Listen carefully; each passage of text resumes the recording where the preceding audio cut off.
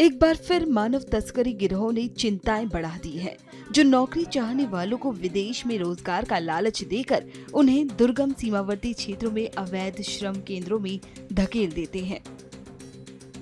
Myanmar Thailand corridor इस तरह की गतिविधियों के लिए पहले से ही कुख्यात है।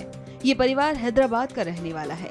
इनका कहना है कि कथित तौर पर रोजगार का लालच देकर उनके बेटे को थाईलैंड ले जाया गया, जहां उसे तस्करी करके दूसरे देश में ले जाया गया और उससे जबरन मजदूरी करवाई जा रही है।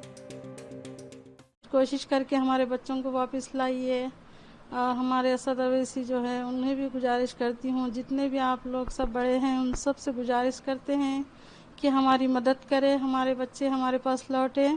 हमारे एक ही बच्चा है, बच्चों के सहारे से ही हम लोग हैं। अब बच्चे बहुत परेशान हैं, ना हम फ़ोन कर सक रहे बच्चों को, ना उन लोग हमारे से बात करने दे रहे फ़ोनों पे।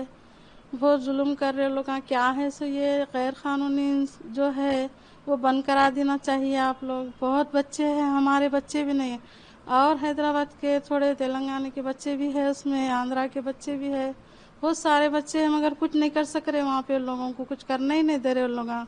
बस आप लोगों से गुजारिश है कि आप लोग मदद करें, हमारे बच्चों को लौटाइए बस। 6 महीने पहले बाहर जा रहा हूँ बोल के निकले यहाँ से हम लोग। मुहर्रम हमारा महीना है जिसमें हम लोग बकरीद शहादत रहती है हमारी, उसमें महीने में उन्होंने निकल गए। हम लोग थोड़ा बोरान थे, उन्होंने निकल गए। उसके बाद से जो हो समा 1.5 महीने तक अच्छी बात हो सकी उनसे, सब अच्छा हुआ। 1.5 महीने के बाद से उन्होंने ना कॉल आया ना कुछ, बात ही नहीं हो सकी उनसे। हम लोग परेशान थे यहाँ पर। बच्चा एक दिन भी, अगर सेकंड के लिए भी बाहर गया तो कॉल करता था, मगर ना कॉल नहीं, कुछ नहीं, क्या नहीं। हम लोग भी परेशान, बहुत परेशान थे। उनका एक कॉल भी नहीं आ रहा था। उसके बाद से 2 महीने के बाद में कॉल आया। फिर उन्होंने बोले मम्मी हम लोग बहुत परेशान हैं, यहाँ पर कुछ हुआ, मतलब आर्मी आई, कुछ हुआ। उसके बाद से जो सो हमारा बैग चले गया, मेरा फ़ोन चले गया, मेरे पास कुछ भी नहीं है। फिर वो लोग हमको यहाँ से लेके कोई दूसरी कंट्री लेके आ लिए, वो कंट्री क्या है हमको मालूम भी नहीं बोलकर बोली। फिर उसके बाद से जो हो सो हम लोग यहाँ पर पूरे परेशान, कैसा आखिर हमारा बच्चा कहाँ जाके फंस गया। इन लोगों को एक बुलाया वहाँ पर थाईलैंड में बुलाया, थाईलैंड जा रही बोल के। फिर उसके बाद से जो हो सो बच्चा बोला मम्मी हमको थाईलैंड बोल के लेके गए, वहाँ पर जॉब वीज़ा देते बोल के। फिर वहाँ से हमको आँख में पट्टी बंद के लेके चले गए। फिर यहाँ पर हमारे से काम ले रहे। मैं बोला मैं नहीं करता हूँ यहाँ पर काम, मैं नहीं कर सकता बोलकर बोला मेरा बच्चा। तो उसको हाथा बन के पैरा बन के दुनिया का रोड से मारे, मेरे बच्चे को आंख पे मारे।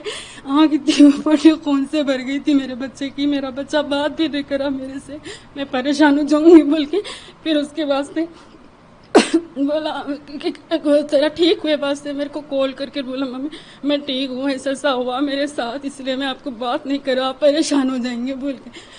आप लोग उस दिन से हम लोग बहुत परेशान है। मेरा बच्चा बोला मम्मी जरा रिक्वेस्ट करो अपने प्राइम मिनिस्टर साहब मोदी जी और अपने असदुद्दीन साहब और जो है जयशंकर साहब जी की बड़ी आप लोगों से सबसे गुजारिश है। ये मेरा बच्चा मीर सज्जाद अली जो कि इस वक्त मेरा बच्चा मासूम है और लोगों को धोखा दे के लेके गए। मेरे एक बच्चा नहीं है, वहाँ पर सबके बच्चे हैं।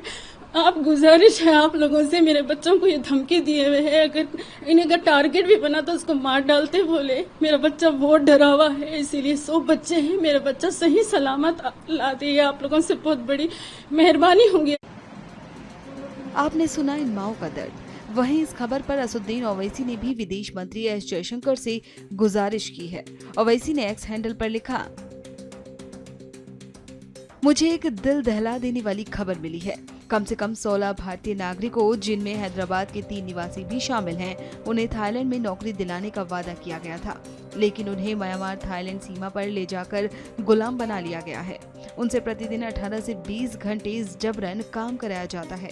उन्हें शारीरिक दंड दिया जाता है और उनके पासपोर्ट, फोन और चिकित्सा सुविधाएं भी छीन ली गई हैं। डॉक्टर एस जयशंकर से निवेदन है कि वे सभी भारतीयों को बचाने के लिए तत्काल हस्तक्षेप करें। ये जानकारी हैदराबाद के उस्मान नगर निवासी मीर सज्जाद अली से मिली है, जो वर्तमान में म्यांमार थाईलैंड सीमा पर कैद हैं। उनके साथ मौजूद 2 अन्य लोग मौला अली और बंजारा हिल्स के निवासी हैं। बता दें कि म्यांमार थाईलैंड कॉरिडोर इस तरह की गतिविधियों के लिए पहले से ही कुख्यात है। भारत ने पिछले साल थाईलैंड से अपने 1500 से अधिक नागरिकों को विशेष उड़ानों से वापस बुलाया था।